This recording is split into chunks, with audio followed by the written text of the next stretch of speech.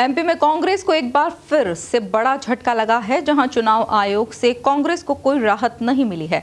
चुनाव आयोग ने मीनाक्षी नटराजन के निरस्त नामांकन पर दायर याचिका को निरस्त कर दिया है। वहीं अब इस मामले पर सियासत शुरू हो गई है।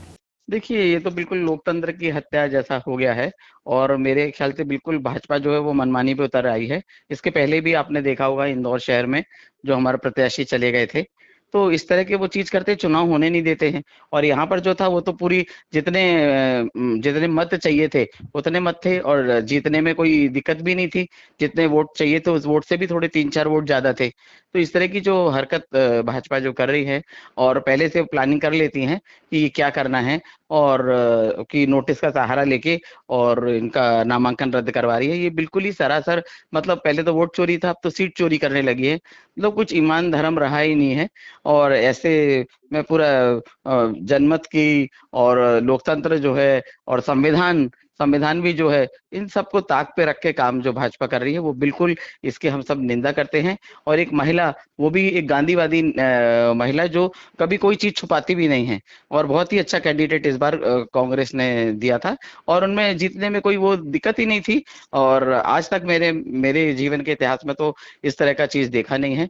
अभी तक तो ये लोग विधानसभा में, लोकसभा में मनमानी कर रहे थे, जिस तरह से कर रहे थे आप देख ही रहे किस तरह से चुनाव लड़ते हैं और जीत जाते हैं। परंतु जो इस तरह अभी जो हुआ है राज्यसभा में और मीनाक्षी जी के साथ, ये एक महिला का भी अपमान है और इस तरह की राजनीति बिल्कुल अब होना नहीं चाहिए। पूरी शुचिता खत्म हो गई राजनीति की।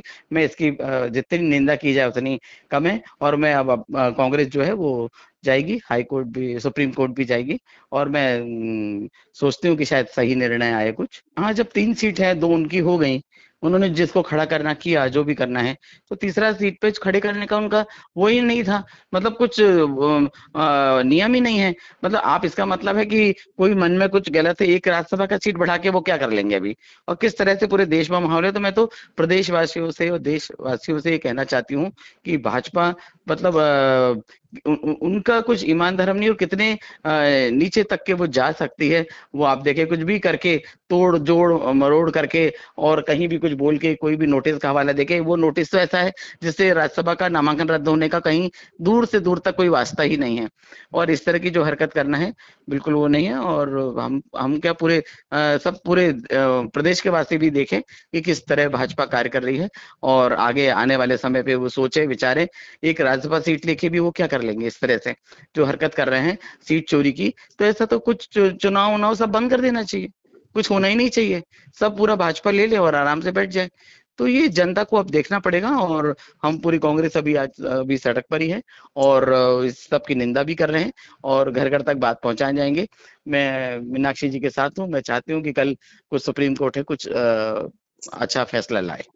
देखिए, मुझे लगता है कि लोकतंत्र का सम्मान करने वाले लोग हैं हम, और लोकतंत्र में निहित जो नियम है उसके अंतर्गत अगर आपने फॉर्म प्रेषित करा है, आपने फॉर्म भरा है जिसमें आपके प्रस्तावक होते हैं, 10 विधायक वो फॉर्म देखते हैं, आपके लीगल टीम के लोग होते हैं, आपके वरिष्ठ नेतृत्वकर्ता होते हैं जो उस फॉर्म को देखते हैं, और उसके पश्चात एक बार फॉर्म अपलोड हो जाता है और अगले दिन वो पब्लिक पोर्टल में भी आता है। तो आप ऐसी त्रुटि कैसे कर सकते हो कि उस फॉर्म में आप आपराधिक जानकारी छुपा रहे हो।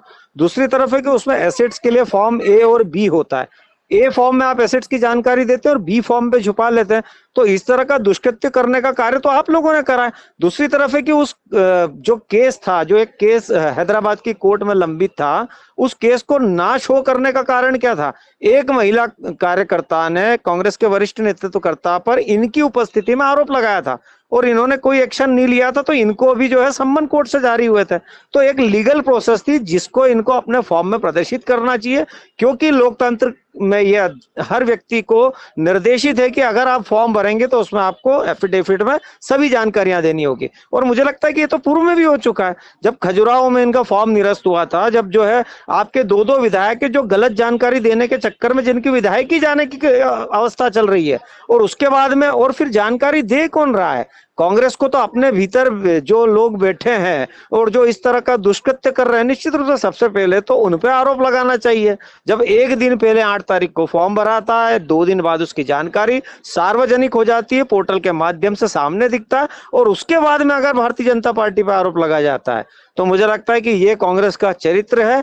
और एक ही नहीं, अनेकों बार ऐसे अवसर आए हैं जब कांग्रेस ने त्रुटिपूर्ण फॉर्म भरा है किसी षड्यंत्र के तहत या जानकारी छुपाकर अपने आपराधिक प्रकरणों के छुपाने के तहत। तो मुझे लगता है जनता समझ चुकी है कि कौन लोग हैं जो लोकतंत्र के संरक्षक है और कौन लोग हैं जो लोकतंत्र के भक्षक है।